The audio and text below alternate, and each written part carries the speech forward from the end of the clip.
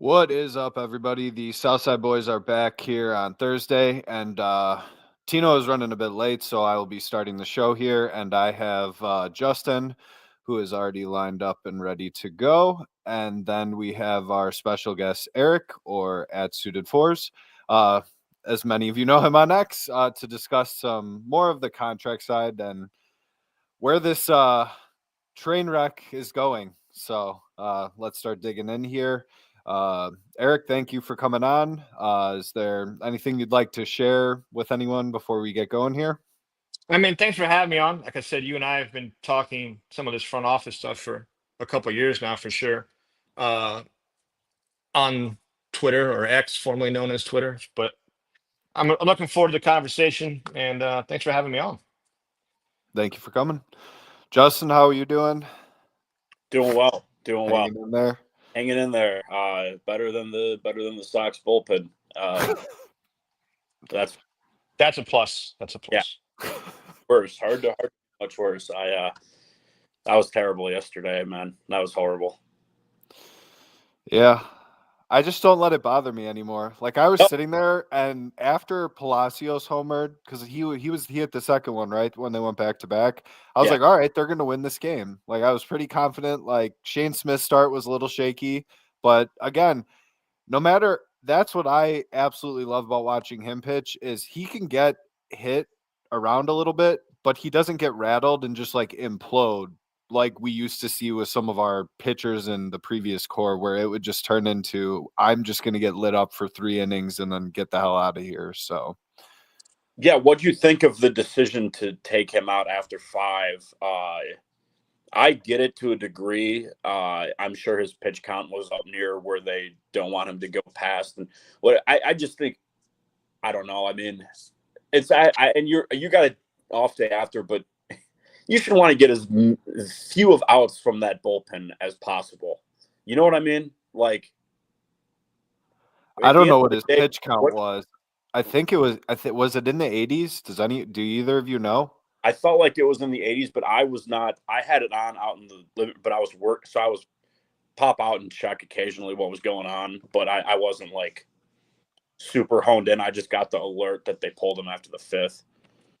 Yeah, I think he was high 80s. I think he was going to have to go over 100 if they were going to get out of the next inning or whatever. And I'm guessing, like you said, it's all precautionary, long season, new pitcher, etc. Yeah, yeah. I mean, look at what they're doing with Hayden Smith. They're driving me out of my mind with that. You guys might say, Yep. I'm not. I'm out on that. I don't know what any of that is. I don't care to find out.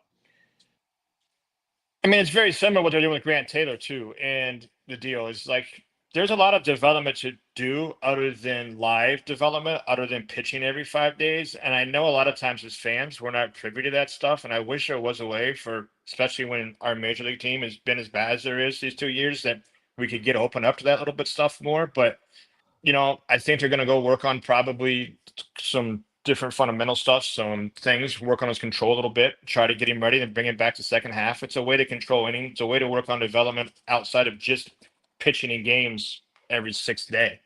I don't mind it. It's a different approach. We'll see how it goes. Yeah, and you're not concerned at all with, or I should say, you're confident that they have the people in place who know what they're doing with something like this. Which, like you said, because it's different, it's a little out of the box. I don't know if other teams do this. Um, so is he going to get? Is he going to come out of this for the better with the stuff he works on? I get the limiting innings and such for a guy pitching in the big leagues for the first year, for his first full year. I mean, anytime you ask questions about the White Sox and evaluating talent and developing talent, you're always already losing before you can finish your sentence. But if there was one area that I would say I trust the most, if that's a fair statement, is probably the pitching side, and especially the left-handed pitching side.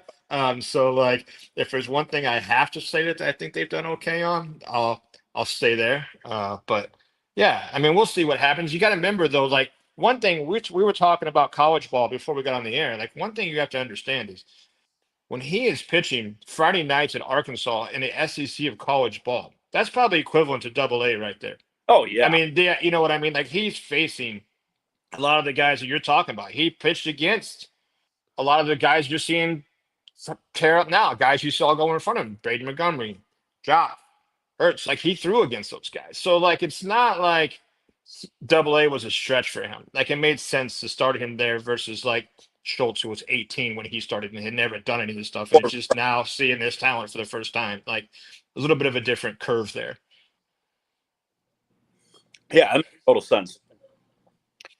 Yeah, so that was sorry for the side tangent, but yeah, sending him out to do that is obviously it's definitely a sign that of new times. That is just not something that happened under the previous regime, obviously, and not something that I even think they would have even knew existed as an option. So I guess I'll be interested to see the results. Obviously, I'm rooting for him, but I made it clear before the show, and I will always hold the opinion. I think they made a mistake that's going to haunt them for years with that pick. Even if he's good, I think that Caglione is. I just I worry. I don't like having him in the division in Kansas City of all places. Now let me ask you this, Eric, because I have no idea what your opinion is. Is Tim Elko an actual piece of the future, or are these people kind of crazy acting like he's the next first baseman of this like future contention window? Yeah, I mean, this isn't going to be popular, but like he don't have really a spot. I mean, he was a 10th round pick with a signing bonus of like $30,000. He was kind of an add-in. This was the last year they had to bring him up, or they had to like Rule 5 protect him. I mean, it's a great story. I think it's more for the fans than anything else. But you look at his strikeout rate in the minors at like 30%. Your average player, just so people can pay attention a little bit in deals, if you ever, it's 22% addition on average going from minor league to major league. So you put that in, you're looking at 36, 37% K rate. You know, this is his best year he's ever played defense. Can't really run. Like, I think that I would say he's DFA'd probably come winter. I think they'll write him out. He might go down for a little bit and come back up the second half, but that first base spot is kind of important for the flexibility of the White Sox future. And when we talk about that stuff, we're talking about what are they going to do with Cuero and Kyle Teo. Miguel Vargas can also play first. Sosa's already seen some time at first. Like, I can't see locking down. He just doesn't have major league translatable skills. Like, it's going to be fun. He's going to run into some, and that's going to be great, and that's going to light up the scoreboard. And he's a fan favorite, and all for it. The team all for it. But as far as the future piece, I can't see it. I can't see him making. I'd be surprised if he made next year's opening day roster. I'd probably be disappointed. That means we probably didn't do nothing in the offseason. He is Now, go ahead. He's just a worse Jake Berger, who they gave away for nothing. I think he reminds me a lot of his name just slipped my mind. Who won like the AL Player of the Month and then which is terrible and got DFA'd. The catcher, first baseman. Palka? What's that? No, it was the catcher, first baseman. That. Oh man. He just did it like 2 years ago. Like he was on fire, and everybody was like, they blamed La Russa for like destroying Mercedes? his career. Yeah, Mercedes. Yeah. Like he's kind of like Mercedes. You know, like he'll run into one. He might get a 3-hit game, but he's going to go 0 for 4 with 4 Ks pretty soon too. So, can you guys hear me? Yeah. Yes. Yep. Okay. Hi guys. I wanted to at least come in for a little, at least just well, yeah. This is not in the normal spot. So, how is everybody doing? I appreciate you coming on too, man. Thanks for having me. Appreciate it. So then I guess this is more of a transition. I did want to get into we talked a little bit before you came on, Eric. What is it? And you made the statement you think this year is going to be like the kind of the bottom, like we're bottoming out here. So there is some positive kind of, we should see this team turn it around a little bit, and they're going to have to now dig their heels in. They've acquired enough talent that's either still in the minors or at least hitting the majors this year, and kind of getting their feet wet. So they're going to have to spend a little bit at least to add some power to this lineup. But yeah, did you want to kind of get into that? We have a few trade chips, but obviously a lot of our potential trade chips that we thought we were going to flip for people at the deadline are either hurt or just not doing anything. So we can kind of dig into that. Like, what do you think with Robert? Is there anything like what would you be pleased with? We'll start with that. You're trading Luis Robert at the deadline. Let's say he starts hitting a little bit, but it's not like he just automatically goes berserk. So he pretty much stays the same, maybe is a little bit better. So you're not getting much. What would you be happy with? And when you're trading a guy like Luis Robert, are you targeting any specific position? Or are you just taking the best prospect that's offered to you or Yes. prospects? So it's always important when Ray and I talk, like you got to understand game, score, position at all times. So where are the White Sox at right now? Where are they going? Where are they moving for? If we're talking about Robert, what would I be happy with? Could they get what I would consider what's Get's looking for?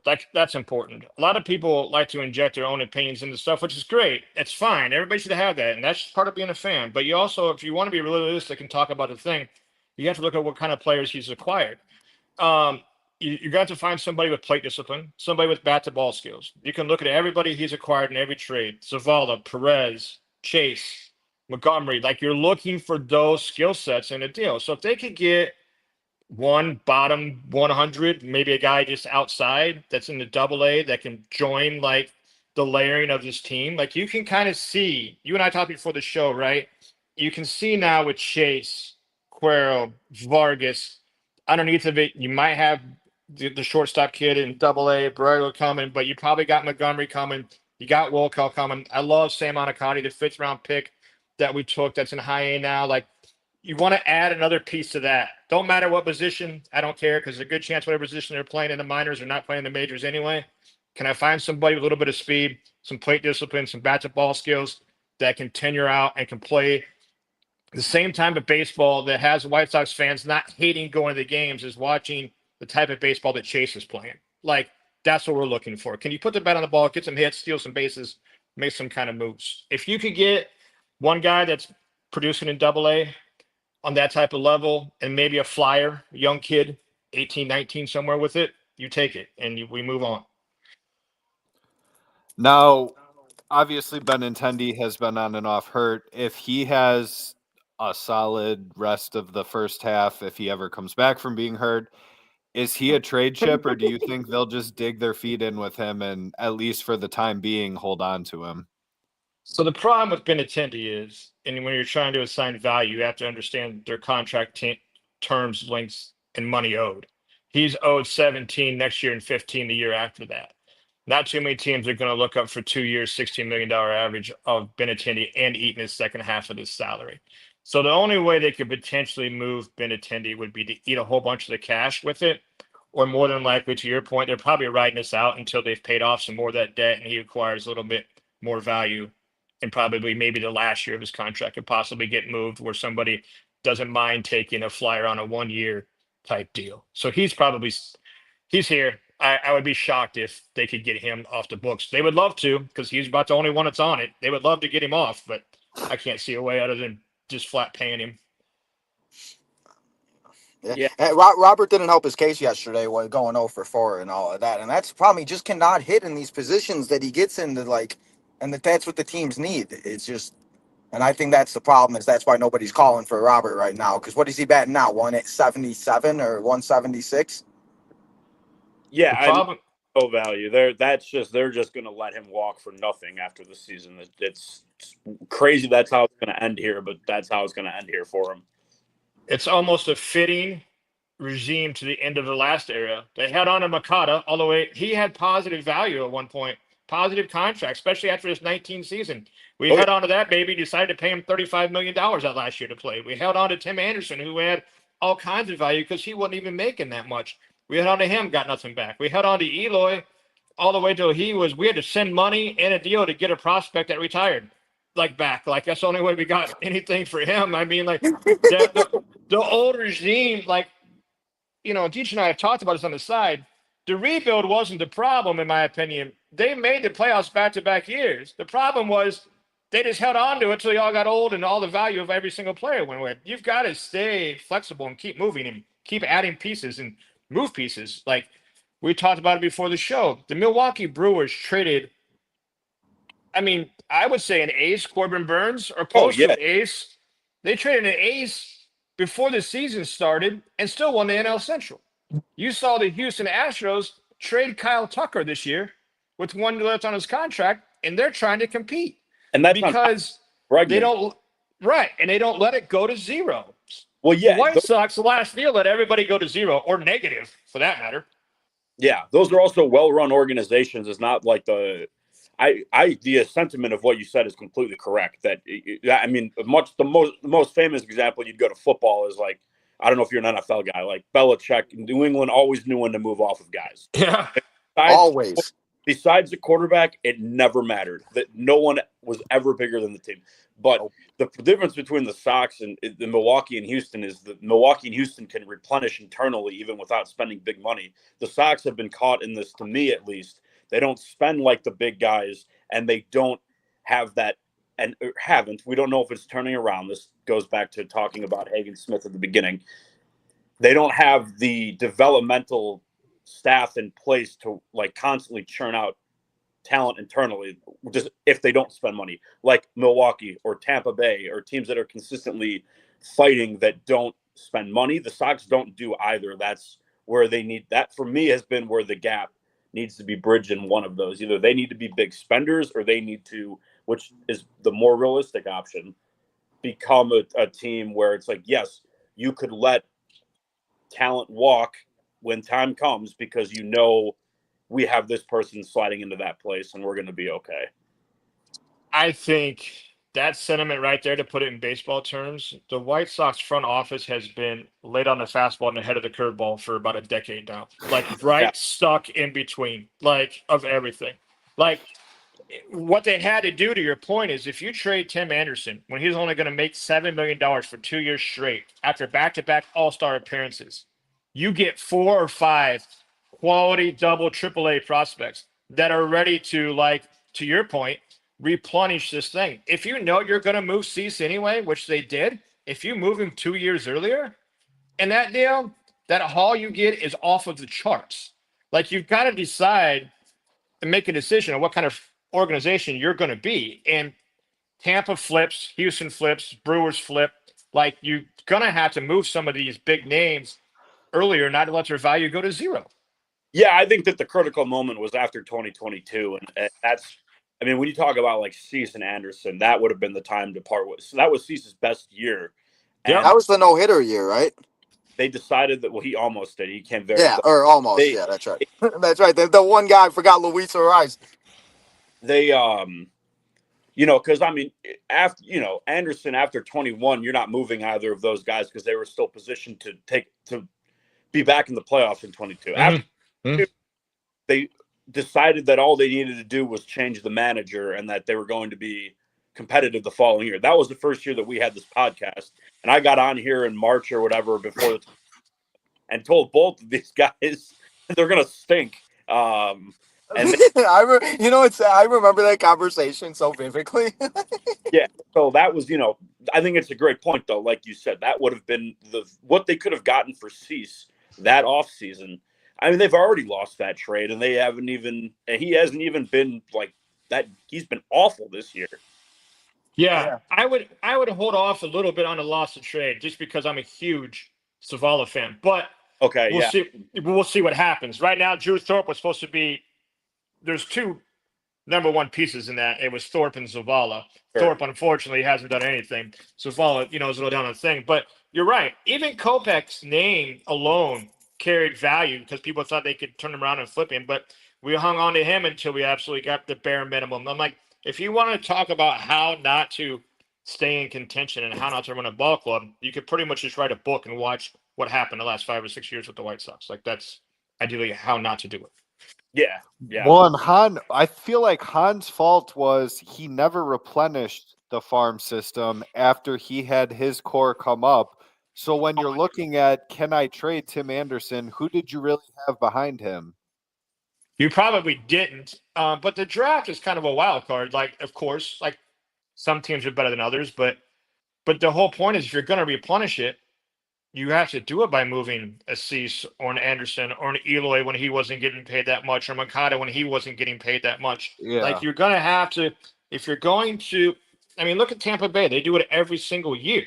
They trade people that are just like, like, why are you trading him? Like, they know his contract's going to run out. They're not a big spending ball club. They're going to move him while they have value.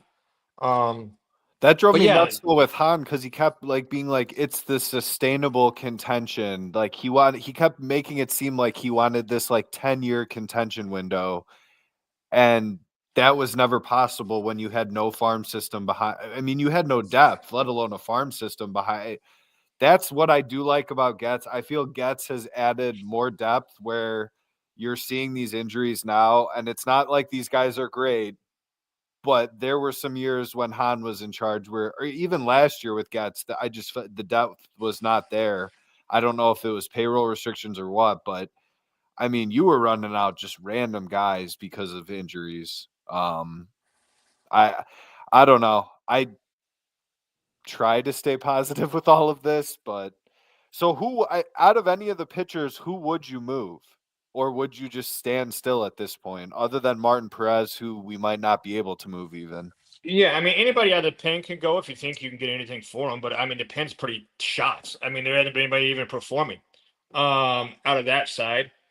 I mean, but you're just not going to look to move when you're looking to play 162 games and cover 9 innings and cover this stuff. You're not moving these guys with 5, 6, 4 years of control left. Like that's going to be the window we're going to try to get back to contention in.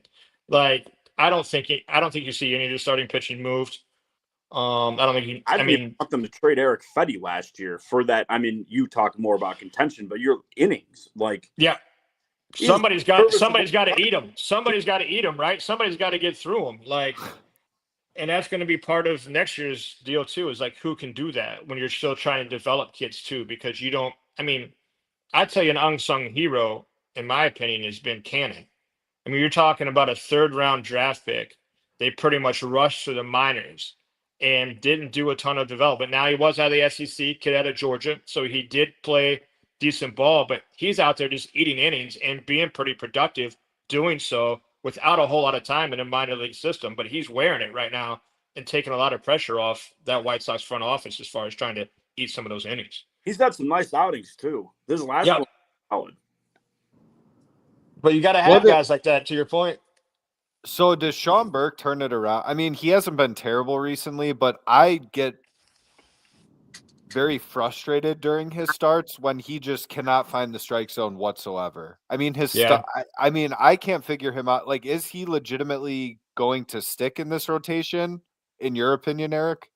So Sean Burke was a personal favorite of mine.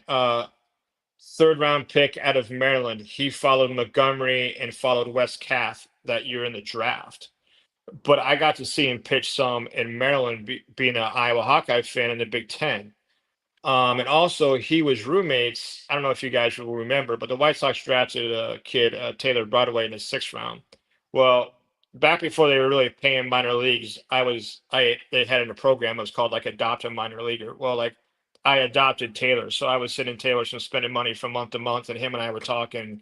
He was on our podcast, and he was on his deal. Well, Burke was roommating with him. So Burke and I, talked golf a little bit on some time to time. So like I'm personally rooting for Burke, but to your point, does his stuff play? Yeah. I mean, is it overwhelmingly great stuff? Questionable. Probably not. But he's got to find his zone. He's got to find his stuff. But some of these guys are going to end up in the bullpen, as we go and as people comes up. So I'm hoping Burke can stick. He hasn't been healthy, but right now I don't think they're definitely not using a pen with his name in the future part of the rotation. I think he's more of a question mark for sure. Okay. Hey, And I'm going to hop in the okay here before we get to the next point. Eric, it's great meeting you over here. Appreciate you hopping on. Of course, anytime. Thanks. Thank you, Justin. Appreciate it as always. See you next week. Peace. Hey, there was 3. So then let me ask you this. Iriarte, Nastrini, like there's some certain pieces in the minors that they keep using as star. Are any of these guys going to just get converted to bullpen arms anytime soon? Yeah, probably both of those guys. But I don't know if you saw, but um, when they took Ariarte with Hagen Smith into Oh, like okay. into the lab to try to like work on some stuff. Because unlike some of those other people, Ariarte's stuff is off the charts. Isn't Like he just it is, wild? yeah, it plays all day, but he can't find his zone. The only time he can find it is when he's down 3-0, and we all know what happens, or down 3-1. We all know what happens when you finally find his zone on 3-1. But his stuff plays all day long. It's just a matter if they can harness it or not, and they haven't given up on him being a starting pitcher yet. The Padres had moved him to the pen, so there's a good chance he could get moved back. But this is all part of what we were talking about pre the show is what's this team going to look like? What are we going to do at the trade deadline? What are we going to do in the draft? What are we going to do next year in free agency? And like, how do some of these pieces fit together? Like, I could definitely see both those guys move to the pen. Okay. And then speaking of the draft, is that a lot of people seem to think it's automatic that the Sox will take a bat in the first round of the draft this year? Is that what you're under the assumption of? Or, I mean, I felt like that was last year. Everyone felt that way. And then they took Hagen Smith and half the fan base lost their minds about it. So, Well, I remember that because Yeah. they wanted the guy that the Royals got, and I was kind of mad the Royals Caglione. got him. But I mean, you know, So it was it's crazy last year. I think I shared the tweet, but like on April 15th or 18th, I sent a tweet to Ray. Ray and I have gotten pretty big into fantasy baseball. And I said, you know who we need to add to our scouting list, and I hope who the White Sox end up with is Braden Montgomery. And that was like 3 months before the draft, and then they ended up with him anyway. So this year's draft's interesting. We're picking at number 10. There's 3 big left-handed arms, which screams Chicago White Sox in the draft. literally. Arnold down from Florida State. There's a kid from Tennessee and a kid from LSU. Now they all got him going before they get to the White Sox at 10, but the rest of the top 10, there's a right-handed pitcher at Oklahoma, there's a right-handed pitcher, a California high school kid, and the rest of the top 10 is high school shortstops. The only bat that kind of makes sense for the layering of the White Sox, and he just got hurt today, a la Braden Montgomery last year, he got hit in the hand, was Braden's outfield mate down there was Jace from Texas A&M. I mean, some people were saying last year before the year went that he could be the number 1 pick this year. Now he's fallen off a little bit, but I've seen a couple mocks that have had him there. But I don't think it's an automatic bat. Now, I know people were upset at the Hagen Smith pick, but if you follow it up, we went Cade Bonnemer bat, Nick McLean bat, Saki bat, Sam Anikati bat. Like the next 4 rounds were all bats. 4 of them were college, and ready to compete. So just because the first one didn't go the way they wanted, didn't necessarily mean they also, as bad as this organization shape was last year, they could not miss with that pick.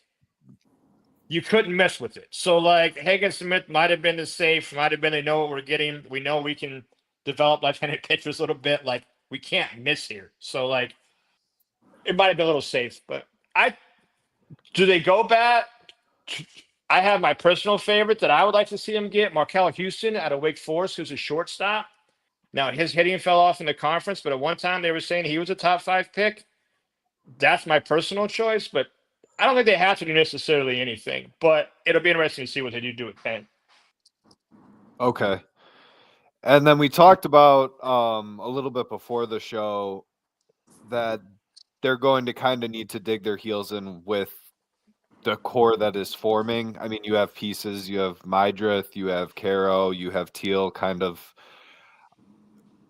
I would assume, do you think Teal probably debuts this year? For sure. Okay. And then I mean you have Walkow. I mean, you have guys either that are here, are on the way, or are not too far off.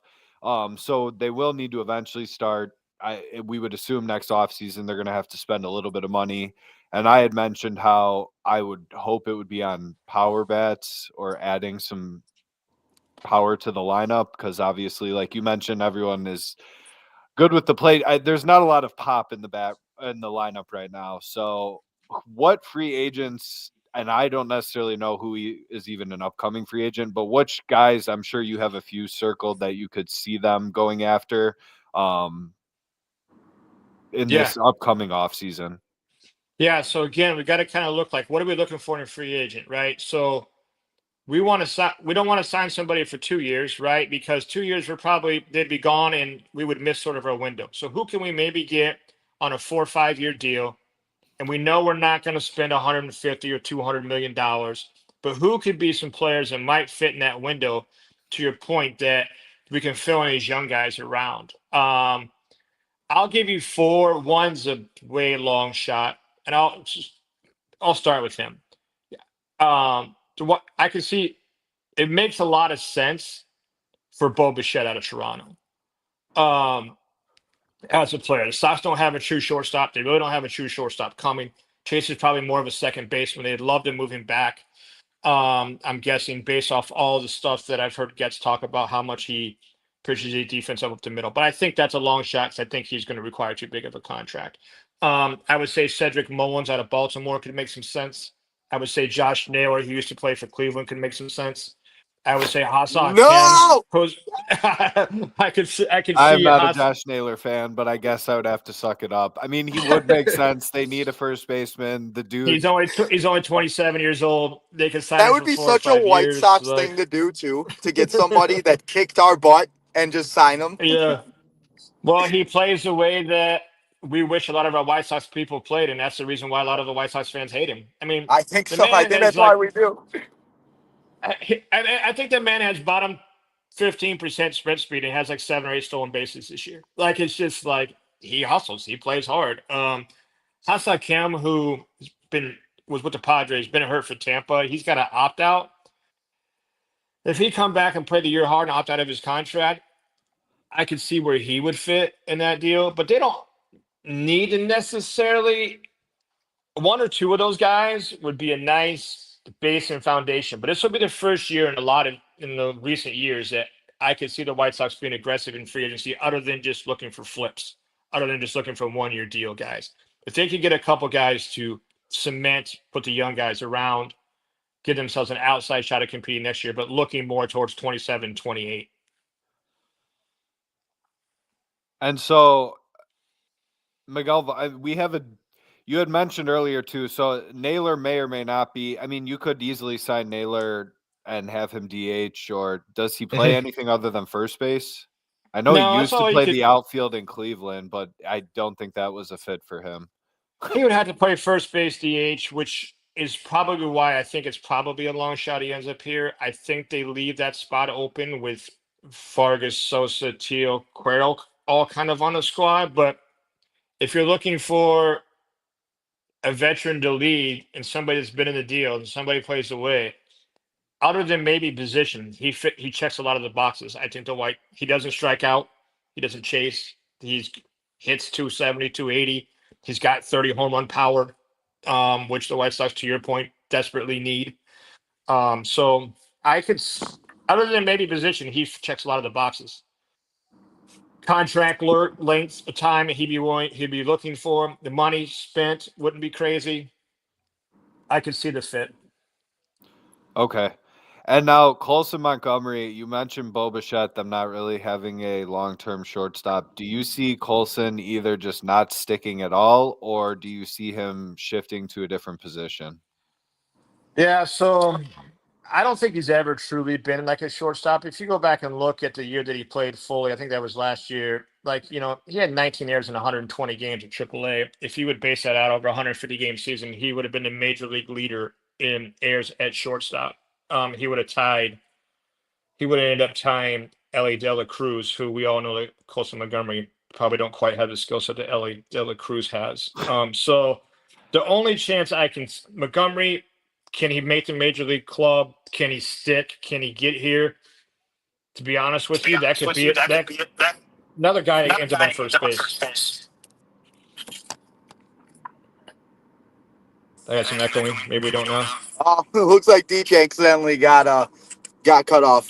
I'll just wait for him to come back. Yeah, sorry. No, I'm just what were you guys talking about when I left? Sorry. It just finished out. There you go. Okay, I'm back. Sorry about that. No problem. No problem. I'll bet. So, go ahead, what were you guys talking? Sorry. I was just saying that Montgomery's going to have to find a defensive position. I got echo. Do you have? Yeah, Tino, that might be you. Okay. Yeah, there we go. Okay. Yeah, I mean, he's going to have to find a position he can be defensively sound at, if not excel at, because the bat's not going to be enough to make up for the defensive. What's missing there, in my opinion. Could he move to third and Vargas to first? Sure.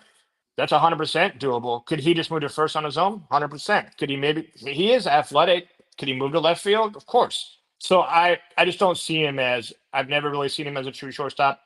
And if you've paid attention, which a lot of people don't love to do, but if you paid attention to Getz's words and Getz's moves, shortstop up the middle defense is important to him. There's a reason why Jacob Amaya was assigned in January. I know everybody hated it, but if you didn't have Jacob Amaya on your opening day roster, and I said it on Twitter, you don't understand what you're doing. They didn't sign him in January and pay him $800,000, not having him make the opening day roster. He was going to be here for a while until Chase was ready. Like that was part of the plan of why he was signed and what he was paid. But they signed Paul DeJong last year, known again for playing good defense up the middle. So I don't think Montgomery's the answer there. If Montgomery can turn his bat around, I think they end up moving him. Maybe third, maybe first, maybe even left field. Okay. We actually have a question for you. I'm going to pop on the screen here. And it's Eric. How long do you think Braden Montgomery is going to be in Birmingham? Oh, until he's in Birmingham, probably. Yeah. So I think he would have possibly started there if he wouldn't have got hurt last year. I would guess after they do the minor league all-star game here the first couple of weeks in June, I think then to start the second half, I think he's going to be in Double-A. He'll be in Birmingham second half this season. Is there a chance you think he debuts next year, or will they wait with him? I think we would see like the late September possibly call up of him where it doesn't hurt any of his service time or any of his stuff, getting his first taste. Then he'll probably spend the first 3 or 4 weeks of 27 in the minors like they did with Chase this year, and then let him run full time. Okay. So he's really not that far off. No, I would say he's full time 27. I mean, minus the first 3 or 4 weeks, go ahead and lock up the service time, 6 years of control from 27 on. But again, he played at A&M. You're talking SEC baseball. His team was in the College World Series. Like he's faced Hagen Smith. He's faced Chase Burns. He's faced some of these guys that got drafted with him. Like he probably would have started, to whoever asked that question, he probably would have started high and already been in Double-A if he wouldn't have got hurt. But I think he'll end up there next month or so. And then we have another question. Schultz and Hagen Smith, do you think they'll be see them in September, or are they just going to probably develop in the minors the rest of the season? I don't think we see either one this year, all in Chicago. I would guess I could see next year, maybe a second half of the year or the September type deal for both. I don't think we'll see either one of them in Chicago this year. Okay. Just because they're both going to be on a little bit of limit innings restrictions still. Hagen Smith threw a ton of innings in Arkansas, and I know they weren't happy. I know weren't happy with him getting pulled to go do some stuff on the side, but he threw a lot of innings last year in Arkansas. Like I think he's kind of been on a little bit of a watch here too. And Noah Schultz is still building. So I wouldn't be against them coming up in August, but I think they'll be so close to their pitching inning limits. I don't think we'll see them this year. And then another question here. The thought on the Grant Taylor situation. Your thoughts on?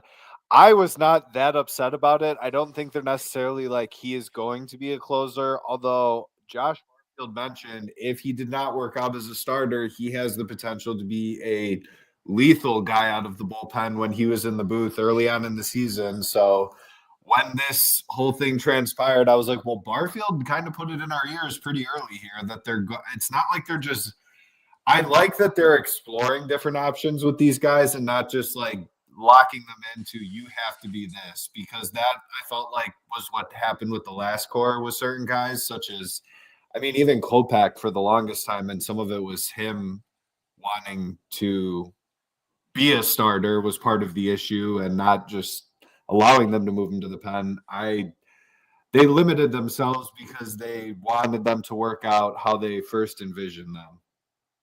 Yeah, and that's a great question. And I know a lot of people were upset.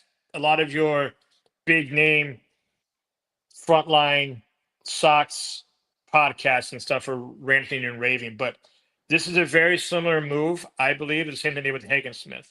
The only difference is Hagen Smith has actually seen game time. Grant Taylor hasn't seen a lot of game time.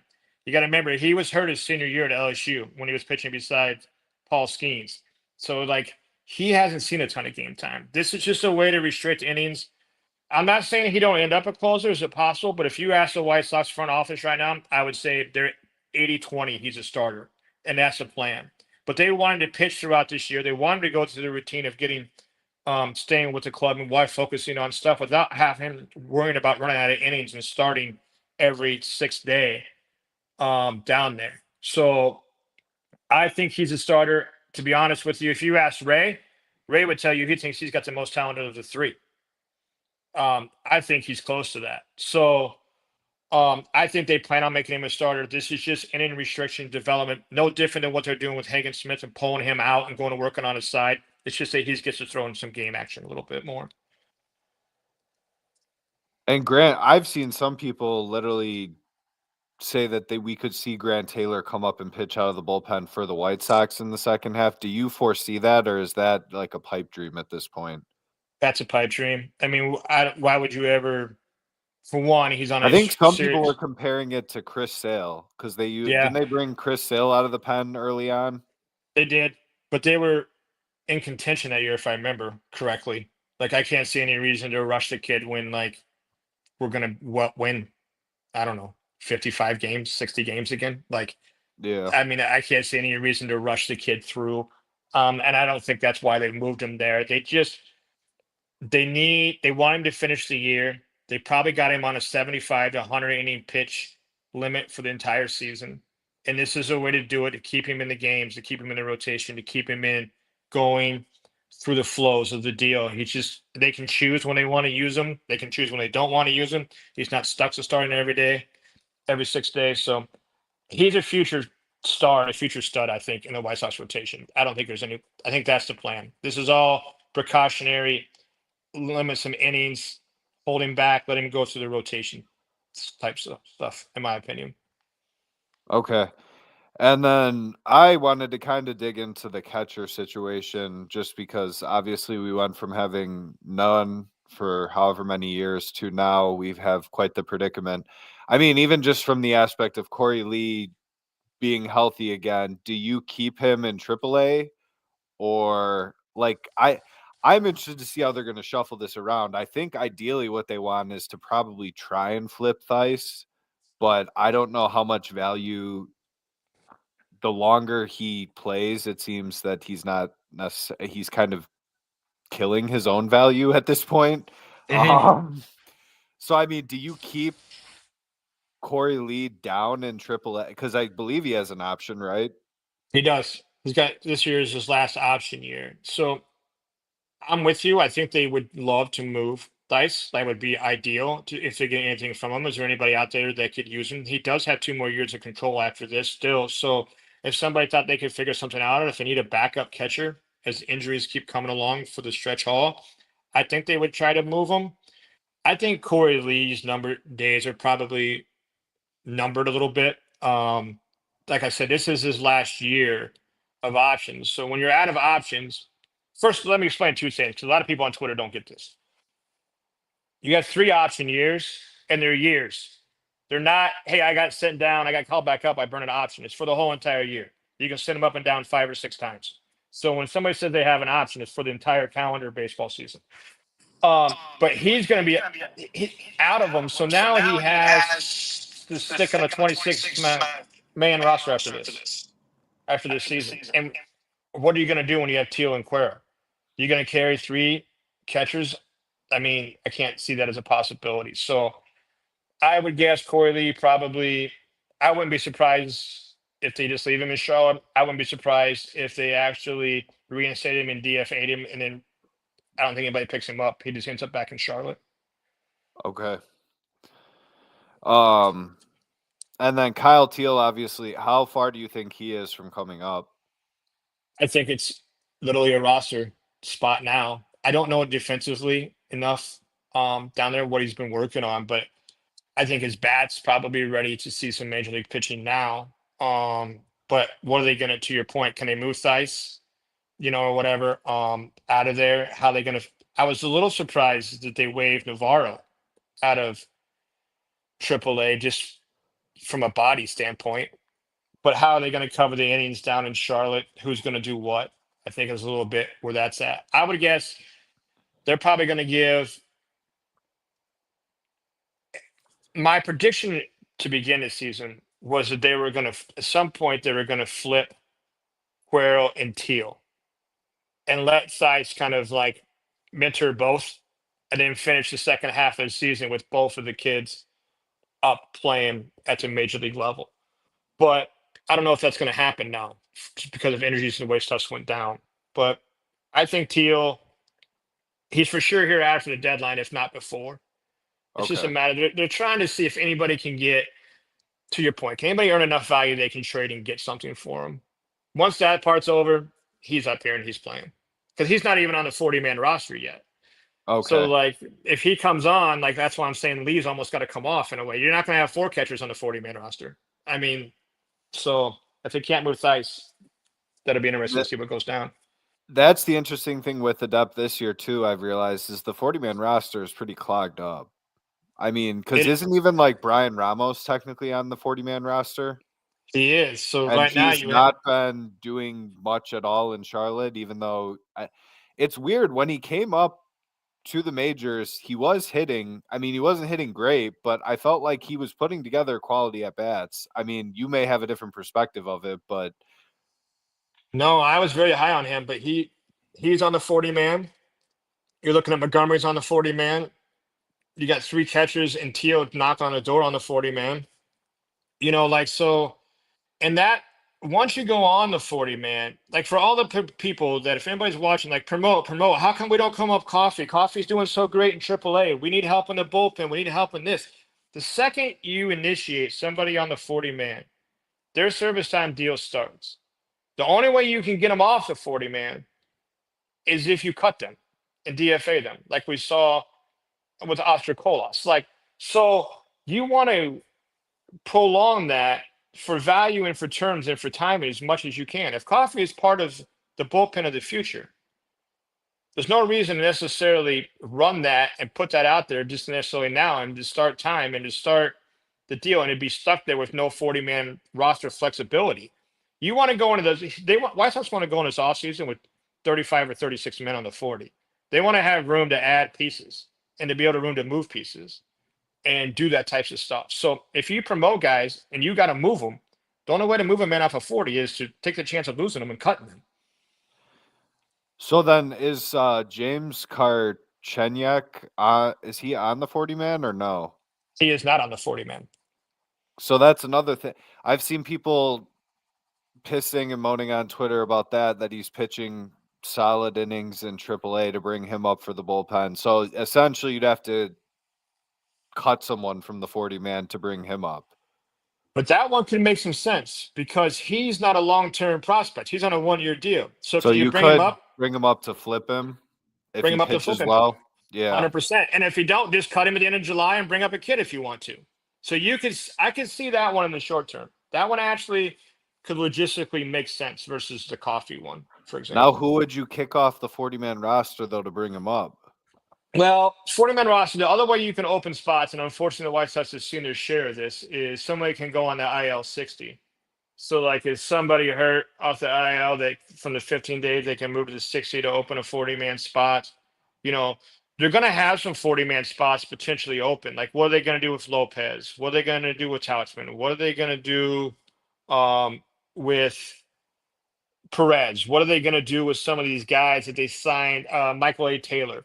What are they going to do with some of these guys that are on 1 year that, to your point earlier, unfortunately, when they were signed for one reason, hopefully to gain trade value, that haven't worked out. A lot of those guys are going to be cut come soon, or as soon as they realize there's no market for them. Okay. So you think even before the trade deadline, some of these guys possibly could be cut, correct? Or are Yeah. you saying more after the deadline?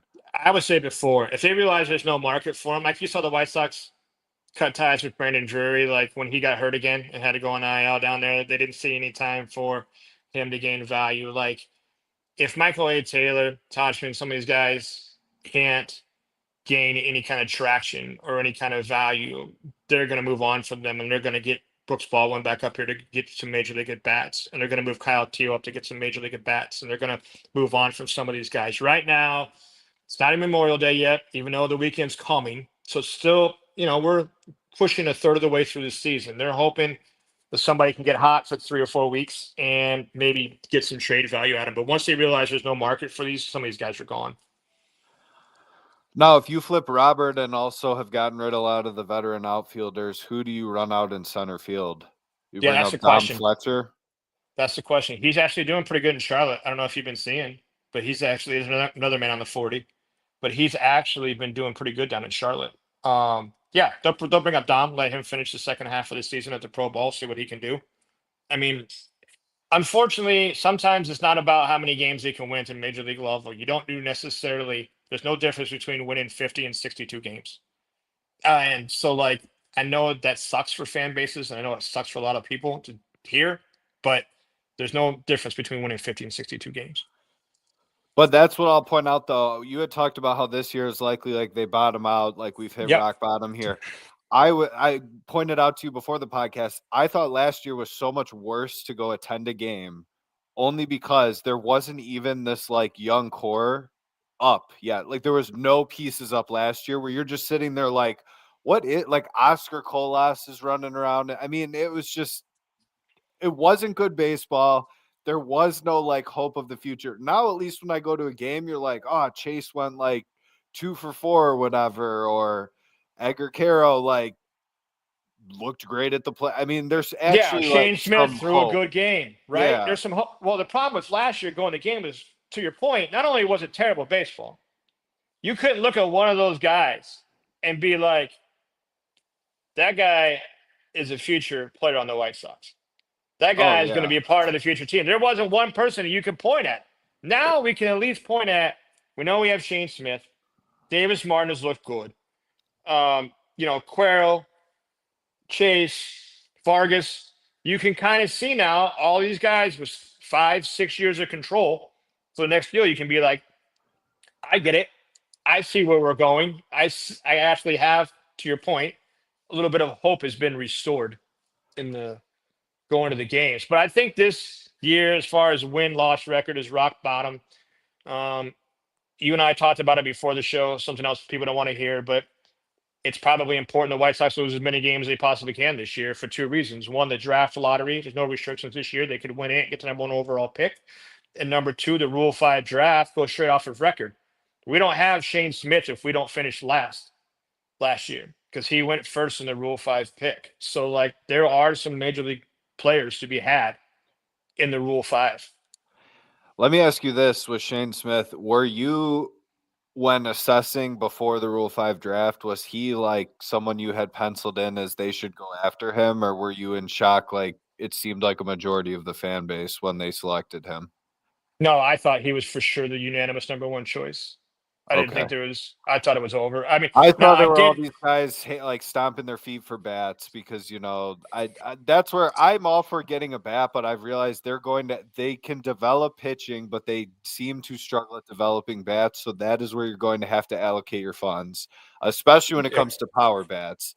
So when everyone stomps their feet in like a trade or something like that, it's like, most teams aren't going to give you a really good power bat prospect for whatever we're trying to throw out there, unless it's like someone of a ton of like a Noah Schultz or something. Then you can probably get something out of it. But Sure. the Sox aren't going to do that. So There's two ways the Sox are going to be able to get power bats, and neither one of them is that sexy. You're going to have to spend in free agency, which is about the worst thing that a front office can do. And when I say that, the reason why I say that is when you sign a free agent, you're paying the max and it's already negative value. It's like you bought a new car and you drove it off the lot. The second you drive it off the lot, it's worth less. Like, so the second you sign a free agent, he's worth less than what you signed him for because you're paying top dollar for the guys that are out in the deal. There's a market value for a reason. You're paying top dollar.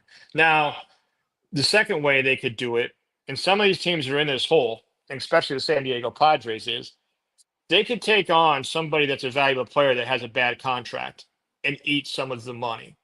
Um, like a Manny Machado, for example, somebody that's owed a lot of money that over the next years that are in their deals. But to your point, the White Sox have traded the only two things that truly had value. They traded Dylan Cease and they traded Crochet. After that, we don't really have anything that's screaming value. We're looking for more. Can we get lucky like it looked like we might have got with the Tanner Banks deal? Because if you're not following that shortstop kid that we got from Philly and Birmingham, you should be. He looks great. I want to say he's stolen 19 bases already, hitting around 300 competitive position. So like, was that the one who played in spring training? yeah, Barga. I'm terrible with names, but Barga, William Barga, something like that is his name. But he plays like Birmingham's a box score I check every night, and I don't check it for Caleb Gonzalez. I check it for him. But I'm gonna guess we'll see him in Charlotte pretty soon. He could be a guy you could see in August, for example. If somebody's looking for who could we maybe see that off the radar, I would say you might see him in August getting some at bats for the Chicago White Sox. So in the second half, you're imagining it's going to be a majority other than like the Benintendies and one-offs. This is going to be a very young team come after the deadline, likely. That's why I'm looking forward to getting up there and seeing you and having a beer with you and watching some of the games. But you're going to be looking at Vargas, Chase, Teal, Cuero, Braga. Like you're going to be Dom Fletcher. Maybe you're going to look at some of the guys you're not seeing now that are out there. It's going to be an idea of what the core is going to look like, or I wouldn't say necessarily core, but what some of the depth pieces and stuff is going to look like, along with some of the future young core guys. Okay. I mean, that's kind of where I was leaning. Now, what do they do with Vaughn? I know we brought up Elko earlier, and I mean, in your eyes, isn't necessarily the future. But I mean, Andrew Vaughn, it's not even necessarily just his at bats when he runs to first base or just any of these like base running errors. And I don't know if it's the third base coach that has like sent him it's been like 3 times this year where he's just been out at the plate or gotten caught in a rundown. I wanted Vaughn to have a good year, but I'm just to the point of it's getting very unbearable to watch. I don't know if there's been a prospect. I don't know if you're ever on Baseball Savant, but if you go look up Andrew Vaughn's first year after no minor league games and you look at his Savant page, I thought Vaughn was going to be a perennial 280, 25 homer, 30 doubles, driving in 90 type player. And he just never made it there. Like his time with the White Sox was over. It's just a matter of does he play out the year and they just non-tenders last year? They're not paying him. It'd be his third year of arbitration. He'd have to make somewhere around like $7.5, $8 million, $9 million to play next year. They're not holding on to him for his last year of control. And I don't think they can get anything for him at the deadline for all the reasons you previously mentioned. So his days are numbered. Could he be DFA'd right now? It's possible. It wouldn't surprise me. And just let Elko run out the year at first base, or whatever, then make the moves in the offseason, see what we have there. It wouldn't shock me at all. I'd almost want them to lean that way only because, I mean, you can then really start to play around with, do you give Vargas games at first base? And that's the thing. I am not a huge fan of, I've seen certain people say, let's explore eventually when you decide on which catcher is like the catcher, explore trading the other one like relatively soon after. I wouldn't necessarily do that. I would be exploring to have 2 guys who have solid bats in your lineup they don't both need to catch. You could play one at 100%. first. You could DH one of them. I mean, I don't necessarily think. I mean, sure, in a couple years, do you explore trading one of them if your pipeline in the minors is running out and you need to flip? But I just can't see. You didn't acquire both these guys just to like cross your fingers and hope one works. I mean, they both seem to be what you would think guys who are going to stick in this next contention window. Well, I know part of what drives you crazy, and this is part of what drives me crazy, is White Sox haven't had a competitive team or depth for a long time. So people just screaming, let's trade pieces that we control for the next 6 or 7 years that are actually going to be major league talent level makes absolutely zero sense for a club. I think both will catch for the next how many ever years. I think both will probably get some time at DH. Both will probably one of them probably possibly get some time at first base. You're going to want that to keep them healthy. Catching position is not easy. Somebody catching 130 games back there wears and tears body. We're talking about two younger guys. So to your point, if Vaughn can't turn around and earn somewhere where we can get a low prospect flip from somebody for the remainder of the year, because he hasn't owed much. He only owed a couple $1 million, but I can't see anybody taking that shot now. But yeah, you just DFA Vaughn. We'll run with Elko over there, can play some. You can bring Teal up, Quero, get him taught, move him over. Vargas can play there if Colson does want to move to third, if we ever think his bat's going to be MLB ready. But it opens up. You can bring Ramos up, let him play third, and let Vargas play first for the second half, or whatever. There's no reason to run Andrew Vaughn out there any further, to your point. Yeah, I expect him, regardless of whether he's traded or not, which it seems unlikely at this point. He should not be here after the deadline, in my opinion. No, I think there's too much things we got to learn, too many spots we got to see, and we know he's not part of the team next year. So what's the point? Now, let me ask you this, because you talk about years of control with trading most players. Obviously, the bullpen is a little bit different.